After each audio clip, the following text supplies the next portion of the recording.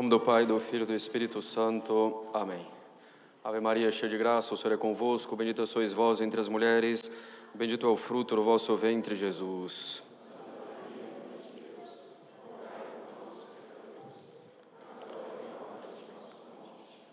Podem sentar-se.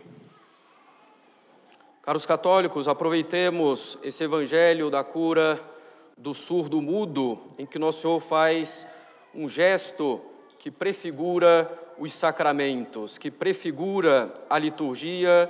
Aproveitemos esse evangelho para nos lembrarmos de alguns princípios da missa no rito romano tradicional. Gostaria hoje, em particular, de relembrar, de voltar a tratar da questão da língua litúrgica, do latim na Santa Missa. O latim, caros católicos, jamais foi abolido da liturgia católica, mesmo com a reforma litúrgica feita em 1969 com o Papa Paulo VI. Infelizmente, todavia, o latim caiu em desuso em praticamente todo o mundo. Bento XVI, quando ainda Papa, constatando o estado das coisas, trabalhou para restaurar um maior uso do latim entre os católicos, inclusive fundando a Pontifícia Academia de Latinidade. O latim não é, ao menos em teoria, algo exclusivo da missa no rito romano tradicional, embora na prática seja raro encontrar o latim fora da liturgia tridentina. Evidentemente, o latim não é o aspecto mais importante da missa tradicional, pois o mais importante são as orações e os gestos que exprimem perfeitamente a doutrina católica. Mas o latim tem também a sua importância e grande importância que consideraremos brevemente hoje. O latim favorece nossa vida espiritual porque ele favorece a caridade, favorece a reverência e o temor devido a Deus. O latim aumenta a eficácia de nossas orações e nos inclina à mortificação. O latim favorece também a vida da Igreja, dando segurança doutrinária e favorecendo a unidade e a catolicidade da Igreja. Vejamos, caros católicos, alguns bens do latim para a nossa vida espiritual. Quando falamos de liturgia da missa, devemos ter bem presente, antes de tudo, o fato de que a missa não é, em primeiro lugar, uma catequese. A missa não é, em primeiro lugar, uma instrução para os fiéis. A missa é, antes de tudo, um ato de culto a Deus. É o corpo e o sangue de Cristo oferecidos à Santíssima Trindade, renovando o sacrifício de Cristo no Calvário. A missa é primeiramente para cultuar a Deus, para adorá-lo, para aplacar a ira divina diante de nossos pecados, bem como para agradecer a Deus pelos seus benefícios e pedir-lhe as graças de que precisamos para a nossa salvação. Se a missa é, antes de tudo, um ato de culto a Deus, é evidente que Deus deve ser o centro da Santa Missa. E o latim nos ajuda muito bem a compreender e a realizar isso. O fato de não ser uma língua vulgar diferencia a liturgia dos atos cotidianos e nos mostra claramente que assistimos à missa primeiramente para cultuar Deus, colocando-o no centro. Dessa forma, o latim vai favorecer a virtude da caridade, porque a virtude da caridade coloca Deus no centro e nos faz agir sempre tendo Deus como causa de nossas ações.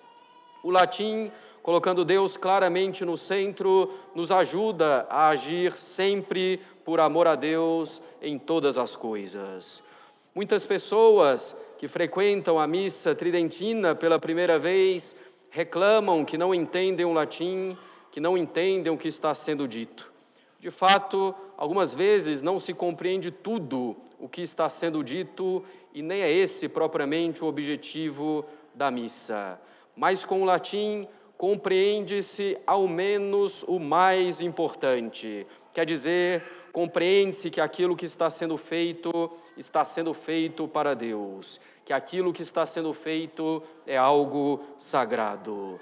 Ao contrário, quando se usa o vernáculo, as pessoas podem até compreender literalmente o que está sendo dito, o que ainda assim é bastante raro, mas dificilmente penetram verdadeiramente no mistério quando é na língua normal.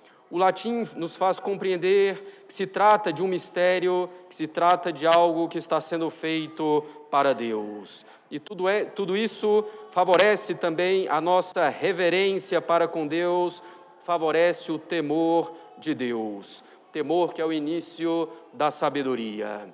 E diante desse mistério, podemos ficar a vida inteira contemplando, sem tédio, sem precisar buscar novidades, invenções litúrgicas ou músicas superficiais.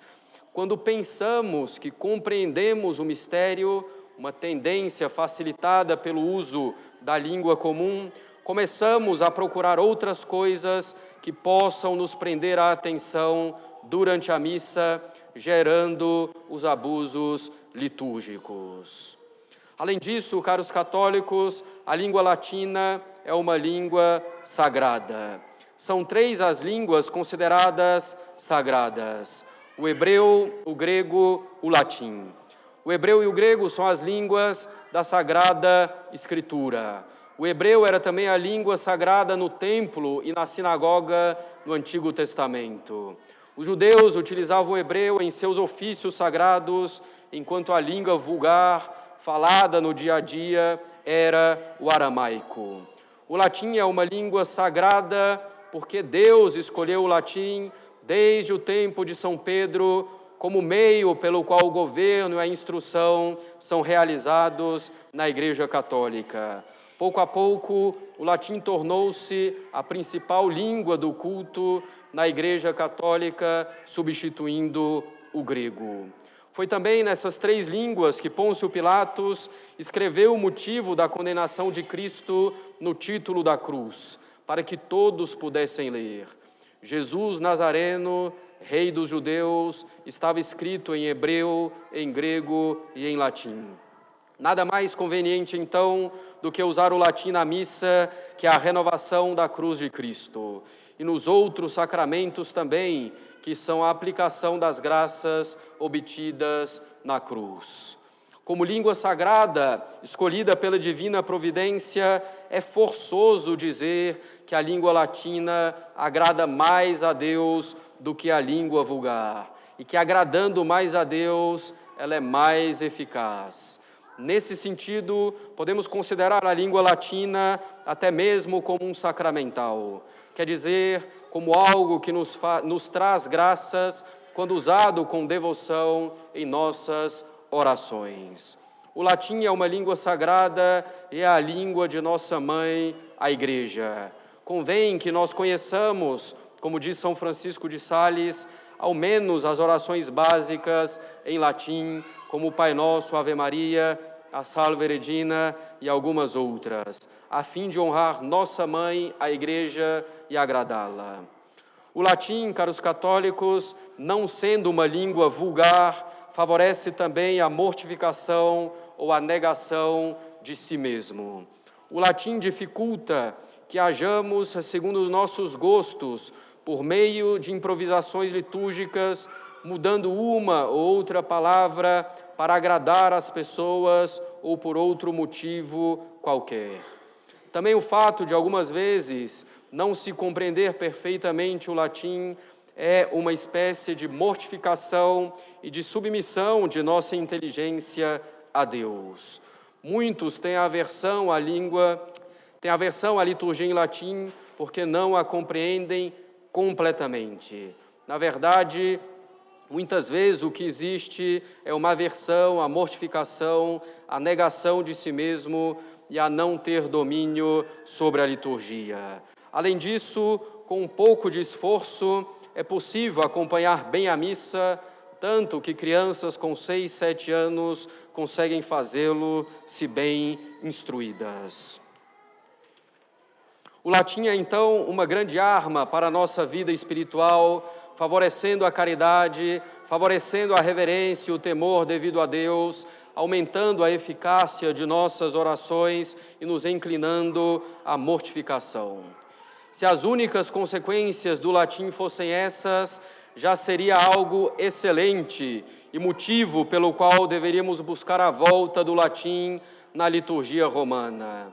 Todavia, os benefícios do latim vão muito além do simples benefício para a vida espiritual individual. Eles atingem a vida da própria Igreja no que toca à exatidão doutrinária, à unidade e à catolicidade da Igreja.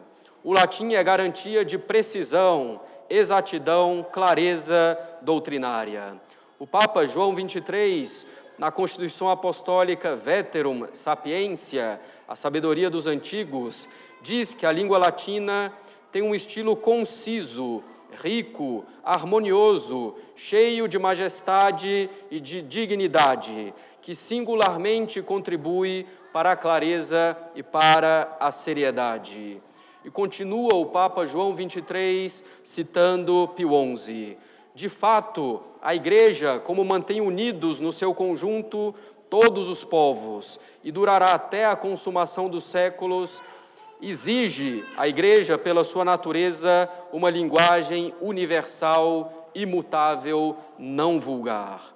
A língua latina na liturgia contribui então, caros católicos, para garantir a doutrina, pela precisão dos seus termos e pela sua imutabilidade. A tradução da liturgia para uma língua vernácula traz sempre consigo uma diminuição na precisão doutrinária e dá ocasião para que na tradução se introduza uma teologia ou uma visão particular das coisas, ou mesmo uma visão errada das coisas. Por exemplo, na tradução portuguesa da missa, traduziu-se Dominus Deus Sabaoth, Senhor Deus dos exércitos, como Senhor Deus do universo, em virtude talvez de um pacifismo ingênuo. Além disso, as línguas vernáculas são línguas vivas, com palavras que mudam de sentido o tempo todo ou que se tornam mais nobres ou mais populares conforme os usos e costumes.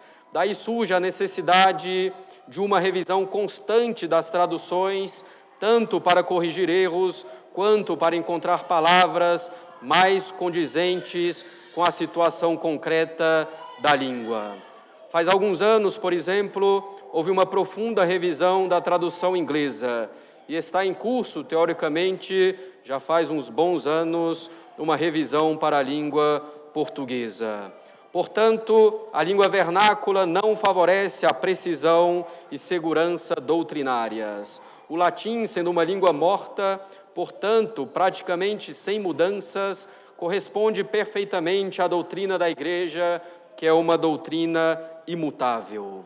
A precisão da língua latina, a precisão dos termos forjados ao longo dos séculos de tradição litúrgica e teológica são garantias de acerto quanto à doutrina.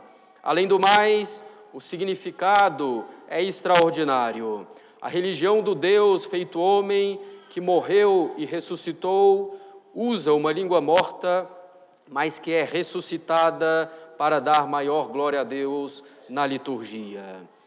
Também, caros católicos, a unidade da Igreja é favorecida pelo uso do latim, pois assegurando a precisão e exatidão doutrinárias, se assegura com maior facilidade a unidade da fé, que é o principal fator de unidade da Igreja. A unidade da Igreja se baseia na fé e não no simples estar juntos, sentimental e irracional.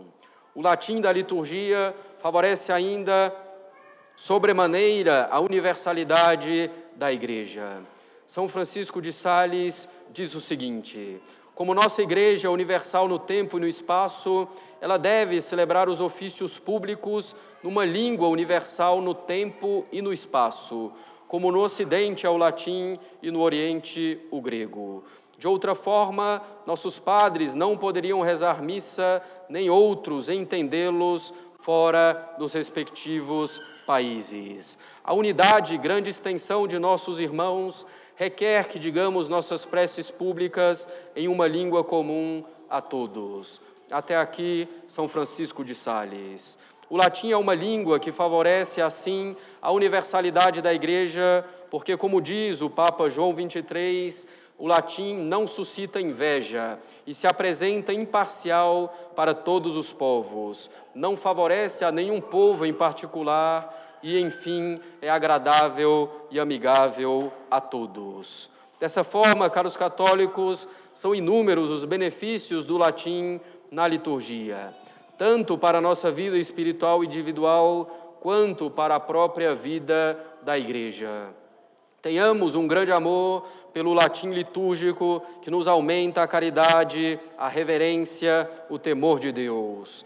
Tenhamos um grande amor pelo latim litúrgico, que favorece a mortificação, que diminui os abusos litúrgicos, que torna nossas orações mais eficazes, mais agradáveis a Deus.